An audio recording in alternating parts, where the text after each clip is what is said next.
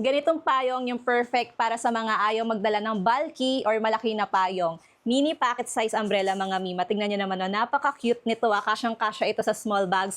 And mas binatibay na itong ating mini pocket size umbrella kasi may double rib siya. Tapos ayan, meron siyang lagayan. And yung kanyang lock pa snap button na mga Mima. Kaya mas matibay ito kaysa sa mga Velcro tape. Kasi kapag Velcro tape, madali siyang matanggal yung kanyang pagkadikit niya. Ito is snap button.